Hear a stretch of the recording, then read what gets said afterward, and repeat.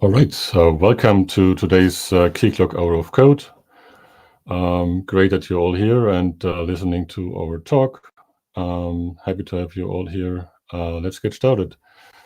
I have here with me Sebastian. Sebastian will join in a second, and we will guide you through how to do testing and integration testing with Keycloak.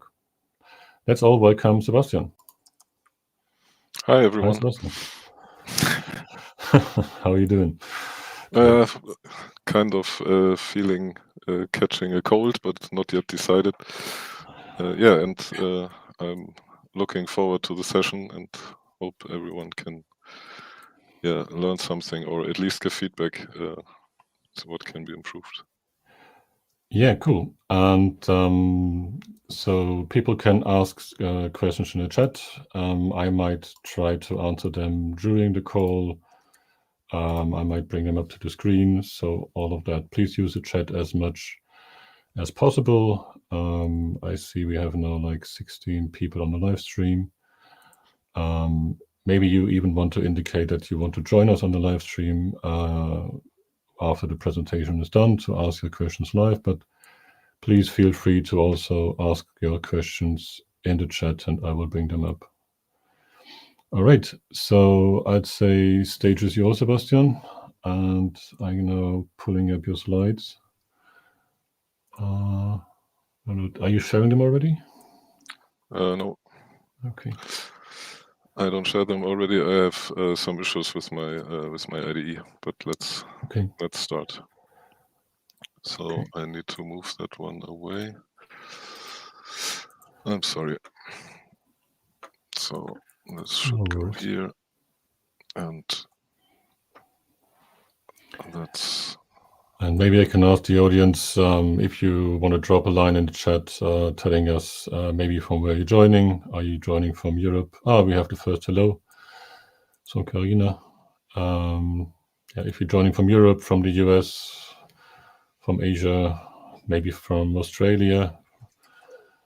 I don't know. It's a bit the bad time zone for those who are living in the south of Europe. Sorry, in the east of Europe. But for those, I'm hoping that the recording will help you. Hi, Bernhard from Rügen. Thanks for joining in here. All right. Good. So let's start. With that sorted, let's get started. Let's bring the slides on screen. I'm sorry. Right. So once more, welcome everybody. And today's session is called Running and Writing Integration Tests for Keycloak. And I want to start with a small recap from previous session. So there has been already a session end of November last year. And to summarize it, it's about doing contributions to Keycloak. And the assumption is somehow these contributions help. Another activity to give something back, at least from my perspective, is Nico Köbler and me, organizing this Keycloak Developer Day or Dev Day, which will happen in March. And this year, for the first time, we will have in a pre-conf event called a Keycloak Hackathon. So there are a few people that will join us the day before and try to do as much as we can to have contributions to Keycloak that are maybe visible, and we can work together there. And at this point, I also want to emphasize that for this hour of code, so what I did last time and what I'm trying to do today is invite everyone to share things when it comes to Keycloak development. And every tiny bit helps to get into more or to come to more contributions maybe. Today's session, and maybe interesting, so the idea would be to have this next tiny step. So if you remember last time, or I don't know if you joined last time, so last time we talked about what needs to be done to build and start Keycloak locally, and the next small portion that could be relevant if you want to do a contribution yourself would be to get into the testing stuff in Keycloak, and maybe it's also a topic for the hackathon.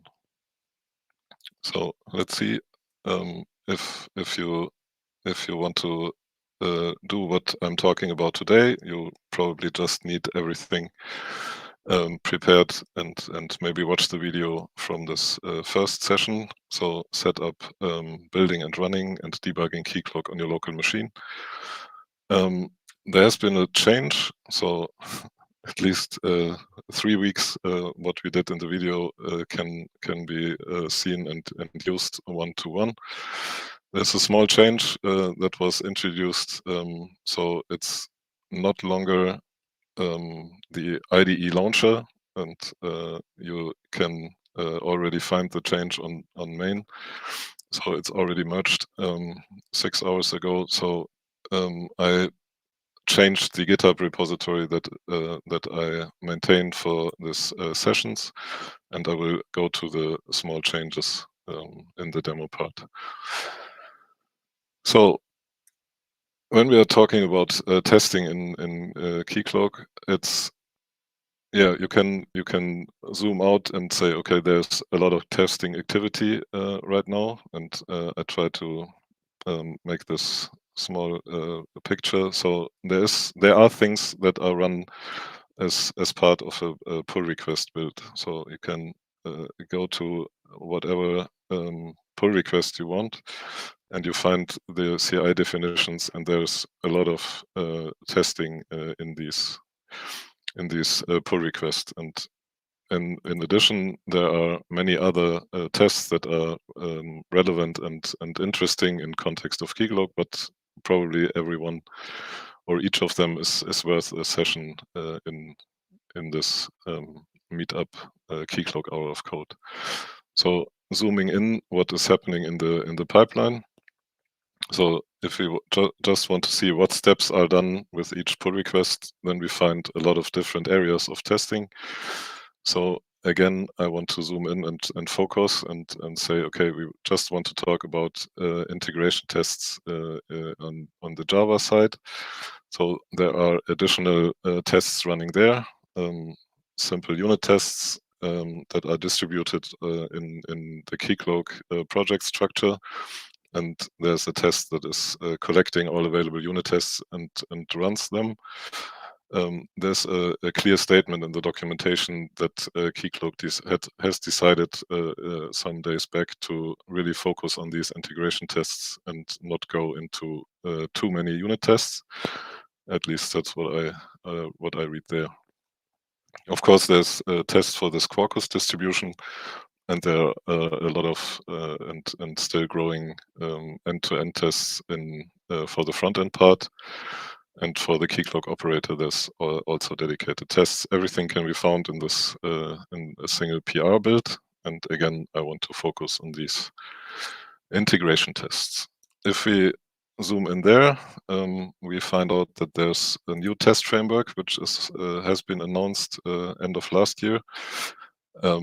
Not sure why I didn't really connect it there back then, but right now there's still this Achillean-based integration tests that are state of the art, the thing that that every contribution should have once you go into doing changes to Keycloak to ensure quality and to create releases we all can rely on. So this new test framework, I see there's also some notes on migration, but the new framework is probably also worth a session about in this format maybe. So if you are just opening your IDE, then and maybe click run on the test suite, it's really taking hours, and you really need to be careful. So at least as far as I know, when it comes to testing in Keycloak, that's in that area, it's not that easy for a beginner. So that's also the motivation for this session today. at least there's a really huge amount of tests, which is really awesome when it comes to quality assurance, and it's maintained for a very, very long time already. So I really think it's something very, very useful and great to have them. So I just want to switch to the IDE, which is hopefully ready now. So the story I prepared for today is called Running and Writing Integration Tests. I will push these documentation to the repository, which will also be mentioned in the show notes. As mentioned, I would do this small time. So if we would enter or already prepared. Can you zoom in a bit, maybe? Yes, I can. It's a bit... So unfortunately, it has not been persisted. So please excuse me. I will. Or you go to the menu, view, appearance, zoom IDE. Okay, then I guess it's saved. Yeah. I can view appearance. And then? Yeah, and then choose this one. And then you will have a dialog when you need to hover over one. Yeah, like 150, 125. Okay, let's try. Then also the controls get a bit bigger, which is good. Thank you. Yeah, so as needed, we can just start the same way as we did last time. So I would have a console prepared, and then the console is ready to build. My other steps that I mentioned here, I guess you can find on the video. What has changed recently is that when it comes to the runners, so running Keycloak from the IDE changed a bit. So it's no longer a class called IDE Launcher, but it's a class called Keycloak server in JUnit 5, if I'm not mistaken. So we can just have a quick look inside. So the Keycloak JUnit 5 module and the Keycloak class can be used very similar to the IDE launcher before. So you can give them the start parameters, and everything works similar to what I've shown last time using the IDE launcher. So that's what I wanted to say in regards to the last session. And yeah, unfortunately, something already changed in comparison to what Keycloak can do now if you start right now. So back to the story of today. So the background why I'm doing this session is I think it's a small next step if you want to contribute to Keycloak and do changes.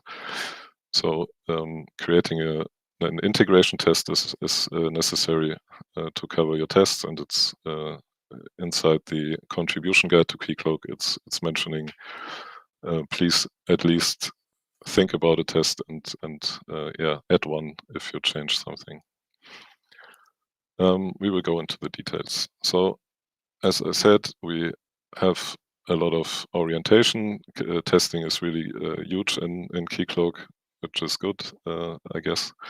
And we now would start into this example also mentioned in the documentation. So we would start with a test class called login test, and it has a test method called login test. And when it comes to tests based on a Killian, you will probably have some hierarchy. So we can go into the base class, and then we probably get an idea how these tests are structured. So nice page objects to encapsulate everything that is maybe something like a form or from a view perspective. So back to our login test, we can probably use the login interface, And if we just go back to this method and see what login success is doing, it's using this login page, goes there, uses the login, which in the back is referencing username and password field on this page, and submitting the form, and then see what happens and do a search. So in the end, you expect there's a login event in Keycloak. So Keycloak allows to kind of integrate and use internal things during the test, and in contrast to black box testing, where you can just use an API or use the user interface for interaction. And that's also kind of what Akilian wants to emphasize. So you use the real test, and in the end, there's a Keycloak process running. So once one small glimpse on Akilian. So it's really about not trying to do things besides just using the code you want to change, you want to fix, and really go to code itself and not something else. So everything here I think I mentioned. So what happens behind the scene is that there's a Keycloak service running, and if you just do nothing, we can start just start the test from the IDE. So as mentioned here, I have a test, and I can just execute it and run it from the IDE. So with any further interaction and any other configuration, this should work. And there's an Undertow service or a Keycloak service running inside the Akilian test. So you can see if you are successful, and you can also hopefully see from the output what is happening there. So while the IDE is doing what I can try to, oh, it's not working. So just or you will find what is in there, or I can try to open it next to it. So this is the story, and that's the file I'm looking for. So maybe good enough. So you can for sure run tests also from the command line using Maven. When you run it from the IDE, same for the running in Keycloak itself. You should not skip the test suite build. So you can run the tests, and everything should work out of the box. At least that was what I wanted to show here. But as we see, it's not working right now. I'm sorry, I can just try to find an ad hoc solution. So part of the demo should be just see Keycloak execute the test. I don't want to do something different. We can go into the details of what is there via Maven profile. You can switch away from this Undertow default. So there are two other Maven profiles where you can choose having Quarkus or Quarkus server embedded.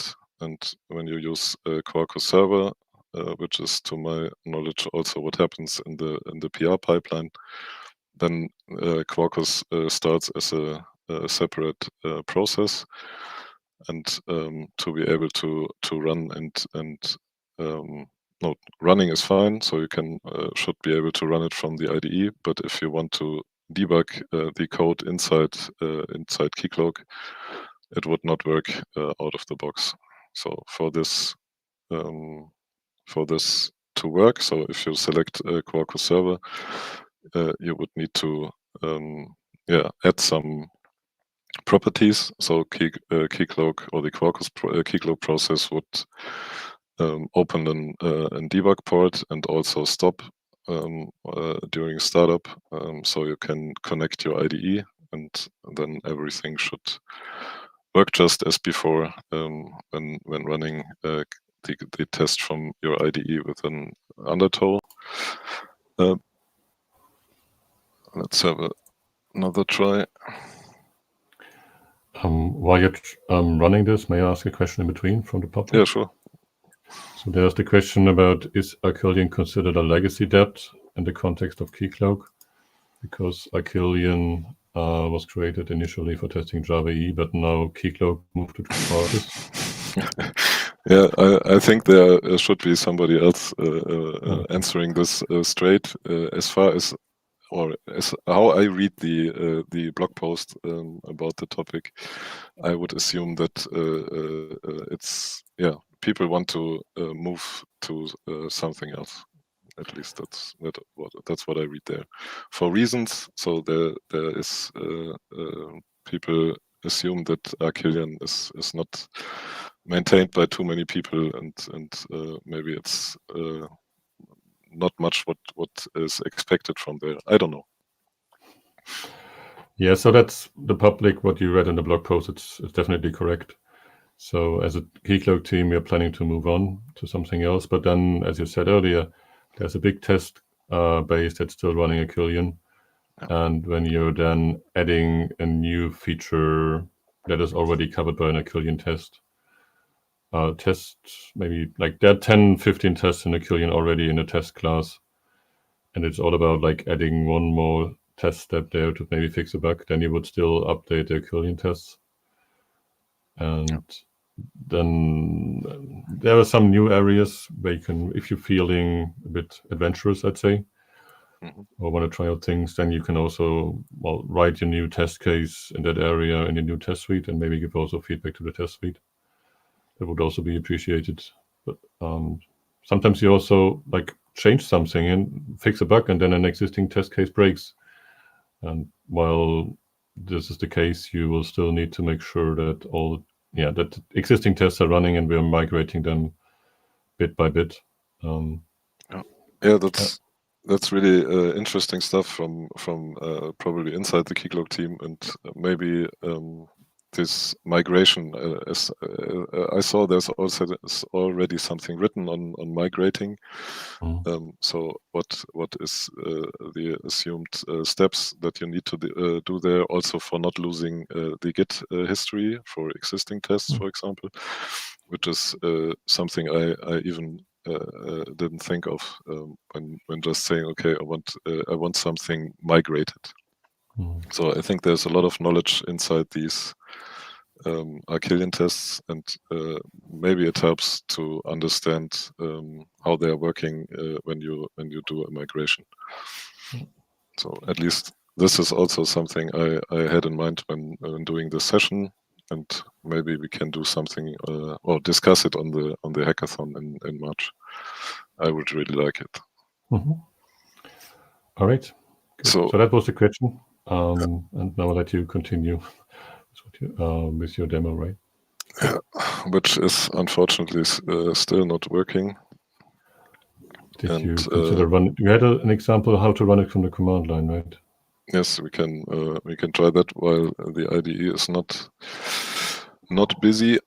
So run the test and see what happens. I have to say, I work on the Keycloak code base daily, and I have to say I run it mostly from the command line. So don't feel sorry about this. This is how I usually do it. Okay, so this one. Yeah. Copy to clipboard, copy it. So basically this is saying, let's take the Maven project in the test suite and execute exactly one test that you specified with a -d. Exactly, yeah. So if you look at how it's created, you reference the integration Achillion project, and you specify the test. So you could run all tests inside this test class, or you can even say, okay, I just want to have a single test from that class. Yeah. exactly. And yeah, let's see what happens. So we can also, right, nice idea. So we can do it by using Maven instead of the IDE, which is maybe less impressive, but let's see. So this one looks better. So it's already starting, and it's telling me it's using the undertow configuration. So as mentioned, Keycloak is started by a Killian and by some integration. So you can actually use and interact with this Keycloak instance, and it's running successfully. So and specifying the profile can for sure also be done using the command line. So just running the same test for the auth server Quarkus variant just means, okay, provide this different profile. And then we should see the output mentioning Quarkus and running this test based on Quarkus.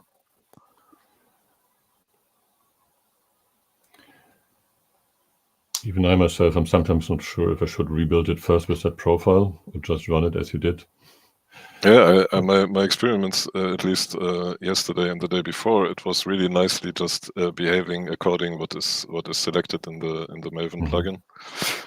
But my IDE gone wild, so I probably missed an update somewhere stuck. So I will find out. Yeah, but then, as you said, I usually run it from the command line using Maven. Sometimes it works for me by running it by the IDE. And even if you run it from the command line, as you probably show later in the talk, you can add some more command line items that you can either remote debug the tests or remote debug Keycloak as well. Yes. So hey, it's a green. Yeah, it's a green, and it's in that case it's running on again on undertow. No. Yeah, that's because you didn't rebuild it. So if you rebuild the whole test suite folder with that profile, it will prepare it in the right way. Well, I think it's using Quarkus. Oh, okay, yeah, good. Yeah, I think the startup command looked very Quarkus-like. Yeah, like there, if you scroll up a bit, then you should look very Quarkus-like. Yeah. So as you see here, my IDE has a change. I will roll back because I'm not sure if this is worth a contribution, but to me it looks like if I want to debug a test, I think this is probably straightforward. So interesting thing would be if I want to debug Keycloak from this test. So executing a test and stop in Keycloak on the right spot. So I created a breakpoint in this free marker login forms provider that is for sure affected or used when you are doing a test around the login. So the breakpoint is here. If I would like to start this with this debug flags, I would need to specify this flags, which is in the start script of Keycloak and in this Archillian integration. But there was something. So debug port is default 5005, and if I stop, if I want to stop, then I should, or this should work. So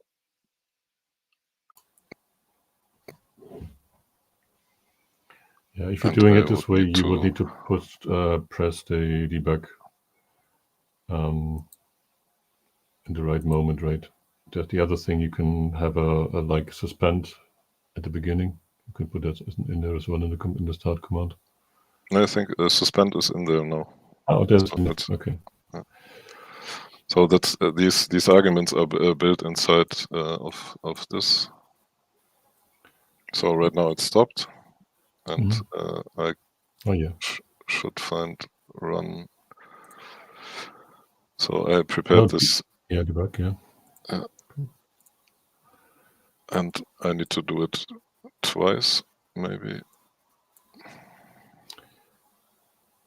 Yeah, once before the re-augmentation phase of Quarkus, and then you run it again when it's probably started. Yeah, and Dimitri is asking, hi Dimitri, hello back from Frankfurt to Cardiff. So you're asking about, Undertow in general. Undertow is about to be discontinued and abandoned. So the thing is, once we move to the new test suite, I think we will only do Quarkus testing. I'd say the Undertow testing is more left over from the previous test suite, where Undertow allowed a better debugging experience until the Quarkus framework. We understood more about it, it matured a bit, and now we can also do debugging with Quarkus as well. But that debugging with Quarkus will get even better. Yes, like at the moment we are running 2 Java processes, right? One Java process with the tests and another Java process with Quarkus. And I believe we will have a Quarkus embedded mode. It's also a lot easier to debug. Yeah, it's already working. So that was something that is now working very similar to Undertow, so that you can just run with this Quarkus embedded profile, and debugging and coverage and everything was working, at least when I tried out the last couple of days. So that was Dimitri's question. Yeah, thank you for the question. And as you see, the remote debugger has catched this without any further changes, so everything's fine. And you can now step through the Keycloak code for this login test running, and if I let go, then it will probably continue. The breakpoint would hit several times if I do not disconnect this remote debug step. So test finished, and test already successful, also successful. So that was what I wanted to show when it comes to running and debugging tests. As mentioned, it's this Quarkus server profile is the only one where you would need to do something with remote debugging. Via IDE, it's also very easy to do coverage. So if you would look into the details, just use the IDE. At least when it's working. I could give it another try. So for Undertow and for Quarkus embedded, I managed to run this login test and see run the login test with coverage and see also the highlights from the IDE. And this coverage thing is something I just started to investigate. I don't know how it's done in Keycloak, and if it's from interest to get these coverage data somewhere, or if it's already there. So back to the script.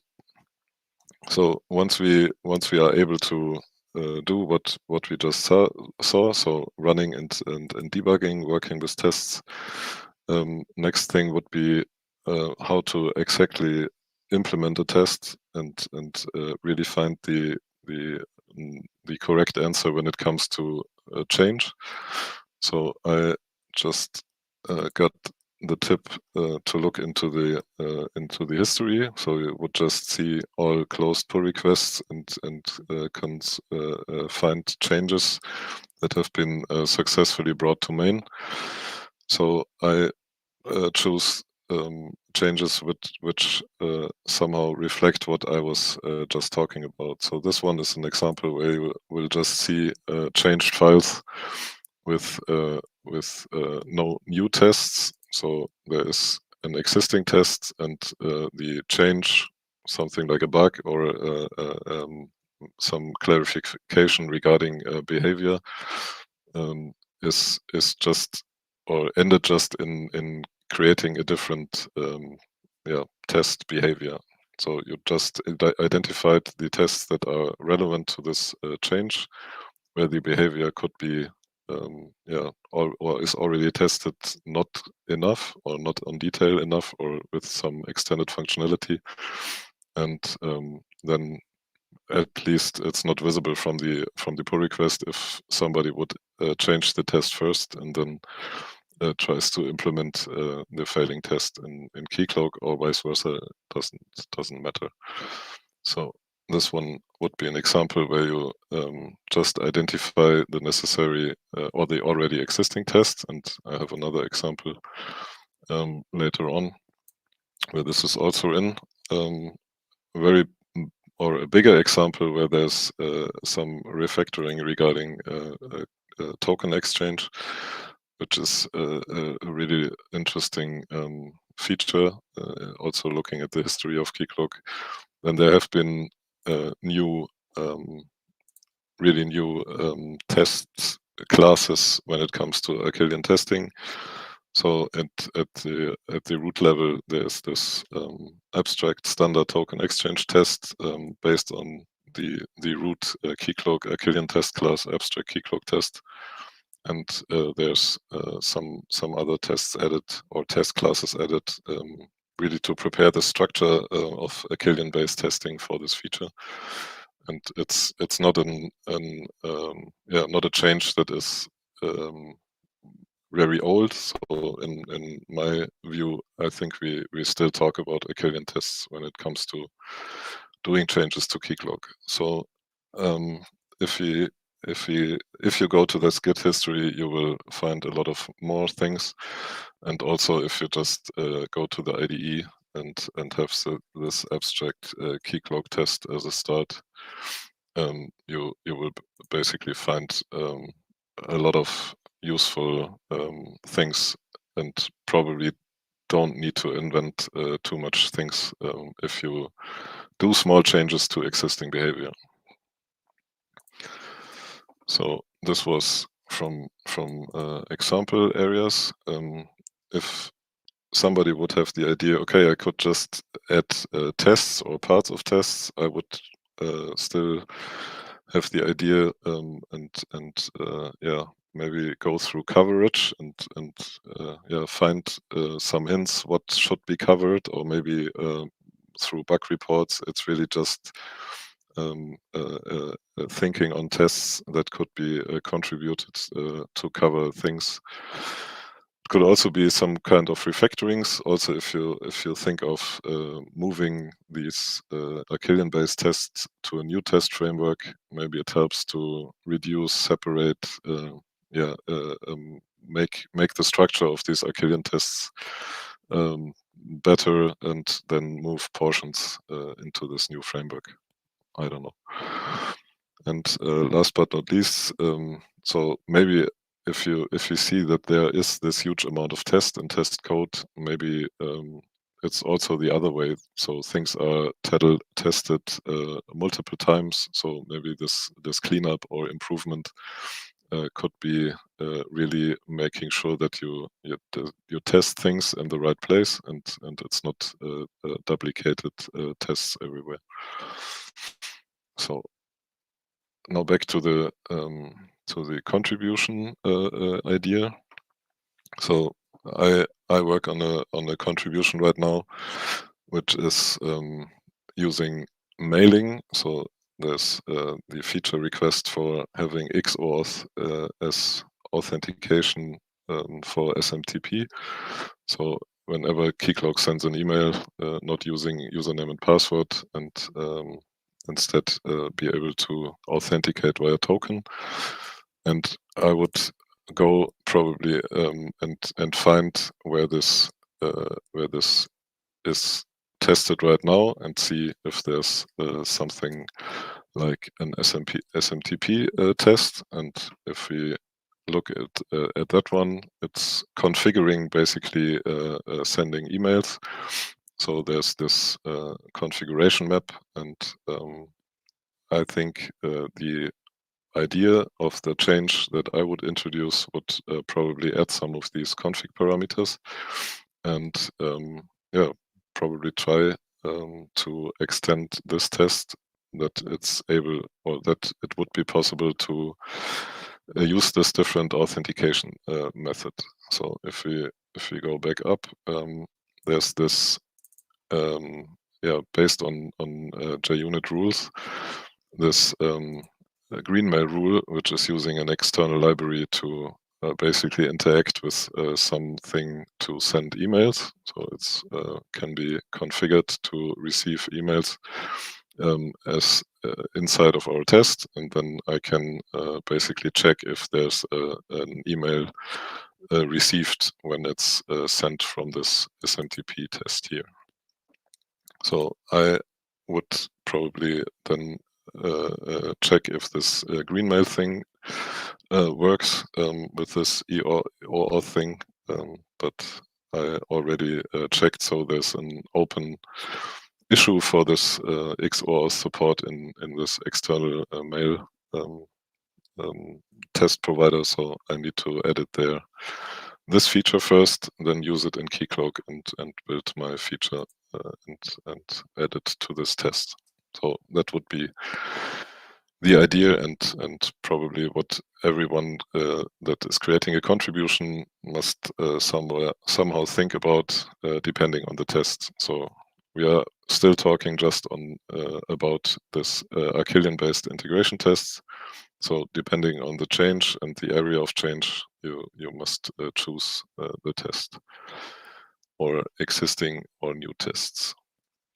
So another thing I learned when it comes to these, Keycloak is really a big piece of software with a lot of external dependencies, like sending emails, or think of all these, I don't know, LDAP and user federation, or social logins. So there's really all kind of areas with external dependencies, and there's a really nice collection of small utilities in the documentation and how to run them. So if you want to use this greenmail email server, you can go to the utils package of this Achillean suite and just start and run them to use them during testing or interaction.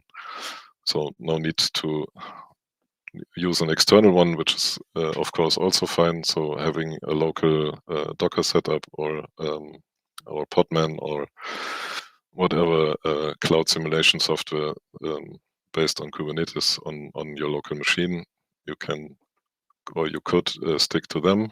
I don't know what the plans are for Keycloak or from the Keycloak team, but I think for a first start, and if you don't want to do all these extra things, then it's a nice start. So, and yeah, that's probably the end of today's session. So there's, as mentioned before, whenever you want to change or introduce a change using a pull request in Keycloak, then there's this contribution guide, and it's mentioning integration tests to be included. And yeah, that was what I wanted to cover today. To contributions, we probably need some more pieces. So, yeah, are there any questions? First of all, thank you very much. Great stuff. I think that got everybody on the call a big step forward to writing their own integration tests to look at. Also, I think even though it didn't work in the IDE today, it's, as I said, the same for me. When I want to make sure that they really work, I run them on the command line, for sure.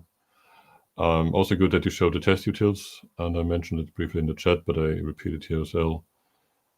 So in the automated tests, you run them like a rule, like greenmail rule, and it's automatically started by the test. You don't need to run it on the command line manually. But when you do explorative testing, interactive testing for yourself, figuring out if something is working or not, then I go back to this mail or LDAP, starting at using Maven, which is nice. Yeah, great. And the mails, like, they're all, if you run it for this interactive testing, they're shown on the console. Basically, for example, you do a password reset. This email is never sent out. It's just logged on the console of that outgoing green mail server, and then you can click on that reset password link on the console and do your interactive testing, which is nice. Yeah, really nice. So I like this minimal approach and not to introduce too much dependencies and stuff. And you, as you mentioned, you already, or you need these stuff when you want to write automated tests. But maybe there's different approaches we can talk about in the future. Yeah, something I remember when we talked about the preparation of the talk is all these tests that they're running. Like, I never run them locally to figure out if they are still running. I really rely on running them on the GitHub Actions. Forgot to mention, I wanted to do this, or maybe this is from my developer history. It was mostly possible to run all tests like they were run in the pipeline. So maybe I was in a situation where we have this small scope of a piece of software that needs to be changed, and it was mostly possible to run these tests. It took some time, maybe, but I didn't manage to run all Keycloak tests locally yet. So I think it was about 100 that were failing, but not all went successfully. Sometimes you need to get the, I don't know, Chrome driver for your browser right. Sometimes, and also when you run them locally, you don't have any parallelization. So if you run it on GitHub, create a draft pull request, and then you draft pull request indicating to all the Keycloak maintainers that you're still working on it. And so it's okay for the test to fail, and then you're looking at the results, do some changes and push them. And only run those locally that then currently fail on the GitHub action. At least today, this is the way it works. Maybe with the new test suite, it will get different. No, I don't think, as you mentioned, you don't have this parallelism. So maybe what an IDE could do is analyze what has changed and then maybe just run what is necessary. But as we all know, so Keycloak is having some. So having Quarkus around and this, so it's maybe not that easy in comparison. Yes, we're giving IDEs a bad time to figure that out. Yeah, good. Yeah, we have time for like 10 minutes for more questions. Also, something we never tried before, really, but we can give it a try. You can jump on the stream if you want to. So I can try to copy a link and put it into our chat. Let's see if that works. And you can try to join us here in the studio. Still keep putting questions in the chat. I see some people found what you showed here today very helpful, Sebastian. So many thanks to you, from Ardo, also from Christian. And Dimitri is asking, so I guess it's normal to get error failures while running the test suite locally, even if it's passing 100% on GitHub Actions. Well, can happen, yeah. It can happen, yes. So it's only a failure if it happens on GitHub Actions. No, I think it could be possible. So, but you would need to do a lot of things right, and I think it could work, but I don't know if you want to invest this extra work. So, there is one more piece to that truth is when you're running the tests on GitHub Actions, we're running them, well, when you run them locally, like Sebastian did here, you're running them against the H2 database only. So that's an embedded in-memory database. When you're running them on GitHub Actions, they're running with different databases in the test matrix. They're running with FIPS compliance. They're running in very, very different setups. They're running with Chrome and Firefox. So it's a big test matrix, and then it can give you a lot of other things that are then working or not working. So please give it a try and see how that's work. Well, it's a failure if it fails on GitHub Actions. Sounds strange, but let's stay with that. So we had one person trying to join, but I can't see them anymore. Please try again. Oh, come on. Yeah, it's Streamlabs. I'm not so familiar with that. From getting guests here on stage. Next time we might do it again on Google Meet or something, which is a bit simpler, but at least we get better recordings and videos here on Streamlabs, which is also nice. I just remember that also in the pipeline there's a retry behavior, right? So it's not failing if it's failing. It's retried. So yeah. So we had internally, like, people were relying on that retry mechanism a bit too often. So we had like a purge of those tests even when they failed once. So we're now in a better shape. We're working on that. So yeah, it's a bit more. Yeah, I've given talks on that, and we've been discussing that back and forth in our team. So the thing is, like, one unstable test shouldn't slow down the team. Well, it's very costly to slow down the whole team if you have one unstable test. As long as one person still is looking after the test and making it stable. If you've been picking up too many unstable tests over time, then it's again slowing down the whole team because the whole test is failing maybe too often. Yeah, pretty interesting topic. So flaky tests, like it's failed sometimes. Yeah, that's another thing with integration tests. They're usually a lot flakier than other tests, especially when you have integrations and things come to timing with UIs. Could you say or add something regarding coverage? Coverage. We cover a lot. Well, unfortunately, we don't have a full coverage report. If somebody would be interested in doing something like this, like getting all the coverages from the different runs and different profiles and combine them to one, that I would be interested in it. Still, I wouldn't be the one doing it, so to say. Yeah, understood. And it's when it comes to, I don't know, a front-end test running, and you want to know what is covered on the server side, yeah, it's getting interesting. At least I'm not so much into UI testing, but I know that UI tests are actually recording what they're doing, and then you can have a small video showing all the different steps. Yeah, maybe there are people doing front end in the audience, or want to tell us about or do something with front end testing and front end development in Keycloak, which is also a nice topic, I guess. Yeah, but looking ahead, as you talked about the future, we have 2 more upcoming talks in the meetup. So if you look at the schedule, there are going to be 2 talks about Keycloak at FOSDEM that I put on the schedule, so you can join them remotely. They will also be recorded, but if you join live, you will be able to ask questions. I'm involved in both of the talks, so yeah, that's a bit self-advertisement here. And some talk I still need to advertise for. Nico will give us a talk in February.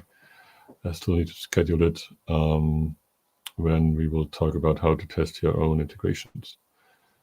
Awesome. So that's going to be hopefully interesting for those who want to give it a look. Yeah, and Playwright is currently used in the UI testing of Keycloak. It's true for the account UI, but for admin UI, it's Cypress. Cypress. Yeah, we're kind of we're about to move. That's what I heard. I'm not so much into UI, as I said before. So we're moving to Playwright. I think we're moving to Playwright from Cypress. Yeah, great. So the admin UI test suite is a bit unstable at the moment, and we're in the process of getting that rewritten. Interesting. Yeah. People are using end-to-end testing with Cypress as well. Maybe David, you want to share us? Do you love Cypress, or anybody loving Playwright more? I don't know. Actually wouldn't know about the history of those two libraries.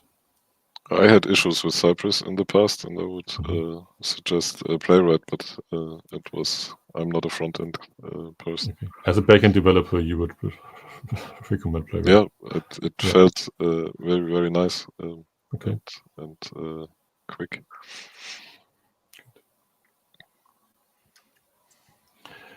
Yeah, it's a long discussion, but then, yeah, eventually we need to settle for one. I think people were then moving over from one to the other. All right, so let's have it. Well, so I hear David here and Bedina about it. So you're talking about Playwright versus Cypress and testing. So please reach out to me. So you're now like a candidate for the upcoming talk on testing front end. So I'd love to have you here, and either we make it as a presentation, either make it as a discussion or a panel. Happy to have you here on stage. Awesome. All right. So we are almost at the top of the hour. Any final words from you, Sebastian? Nothing. I'm glad that at least something worked. Well, you're very humble here. So we saw a lot of green tests today. We saw how to, which was great. So just maybe one mention. Yeah, this long command with all which tests to run and how to do remote debugging. Where do I find this command if I run it afterwards? You will find it at the same spot as in the previous session. So there's this GitHub repo where I will also put the slides and also put these commands in. Yeah, okay. And then we will share the link to that in the meetup chat for this event. Cool. This is how we do it. All right. Thank you very much for joining and asking all the questions. Without the questions, it would only be half the content. Exactly. Then see you all in February. Have a nice day. Bye-bye.